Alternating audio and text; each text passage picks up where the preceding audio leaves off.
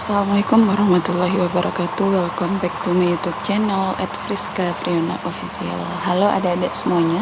Pada kesempatan kali ini kakak ingin membahas tentang cara mengurutkan prodi pada jalur senam PTN atau seleksi nasional masuk perguruan tinggi dengan menggunakan nilai rapor.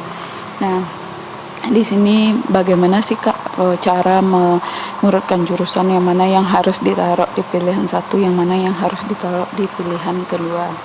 Nah, kita harus memperhatikan beberapa aspek dari edaran LTMPT dulu, apalagi terutama pada tahun 2020 ya, kita mengambil ukurannya. Di sini jumlah pilihan PTN dan program studi. Siswa pendaftar dapat memilih paling banyak 2 program studi dalam satu PTN atau 2 PTN. Jadi kalian boleh mengambil di satu kampus itu 2 jurusan atau di 2 kampus 2 jurusan. Nah, yang kedua, urutan pilihan program studi menyatakan prioritas pilihan. Jadi kalau kalian mengambil kedua-duanya di satu kampus, itu berarti kalian lebih memprioritaskan kampus tersebut daripada mengambil 2 jurusan di 2 kampus. Nah, selanjutnya di sini berdasarkan pengamatan kakak, kampus yang biasanya tidak mau ditaruh di pilihan kedua, jangan pernah sekali-sekali menaruh mereka di pilihan kedua, itu adalah ITB, UI, ITS, UNAIR, UGM, dan UB. Jadi gimana Kak kalau seandainya kita mau tetap mengambil di kampus-kampus tersebut?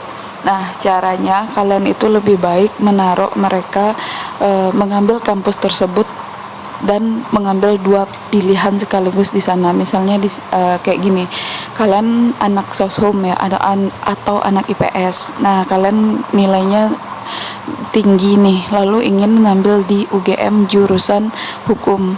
Nah, jadi kalau mau aman itu biasanya ambillah satu hukum, ambillah satu lagi tetap di UGM, misalnya ilmu administrasi negara. Itu kalian akan lebih diprioritaskan daripada mengambil satu hukum UGM, satu hukum umbrau. Nah, itu sangat berisiko.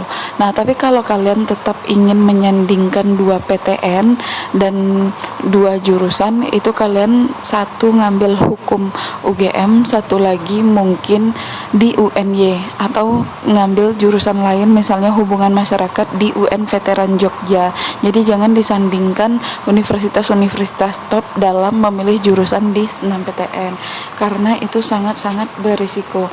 Kalian, sekali lagi kakak ingatkan, kalian akan lebih diprioritaskan seandainya mengambil jurusan kedua-duanya di kampus top daripada mengambil 2 jurusan di 2 kampus top yang berbeda. Seperti yang kakak contohin tadi, ngambil satu hukum UGM, satu hukum umbrau. Nah, itu sangat berisiko sekali. Nah, selanjutnya di sini tahapan seleksinya itu seleksi dilakukan dengan tahapan yang pertama itu siswa pendaftar seleksi PTN pilihan pertama berdasarkan urutan pilihan program studi. Nah, jadi di sini kalau seandainya kalian mengambil pilihan 1 di UI, pilihan 2 di UI, itu kalian akan langsung diproses di sana. Misalnya kayak gini, kalian ngambil hukum UI dan psikologi UI. Nilai kalian itu akan langsung diseleksi. Jika kalian tidak memenuhi syarat di hukum UI, itu akan langsung dimasukkan ke seleksi nilai psikologi UI. Tapi kalau kalian mengambil 1 psikologi UI, 1 psikologi UGM, nah kalian akan diseleksi jika kuota senam PTN di UGM masih berlebih, atau kalau nggak UGM itu mungkin kalian mau ngambil UNAIR ya, psikologi UNAIR sama UI.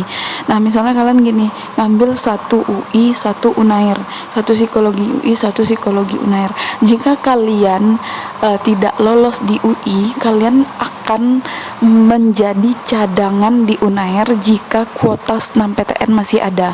Nah, itu resikonya kalau kalian mengambil 2 jurusan di kampus yang berbeda.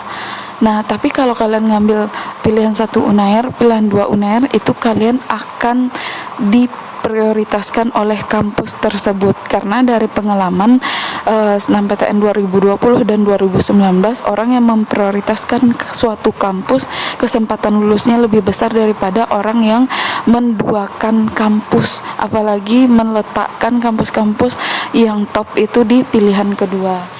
Nah, yang kedua ini siswa pendaftar yang memilih program studi di 2 PTN, jika tidak lulus di PTN pertama, siswa pendaftar akan diikutkan seleksi pada PTN kedua berdasarkan ketersediaan. Seperti yang kakak bilang tadi, kalau kalian mengambil di 2 kampus berbeda, kalian akan diseleksi nilainya jika kuota pilihan pertama di kampus kedua itu masih sisa.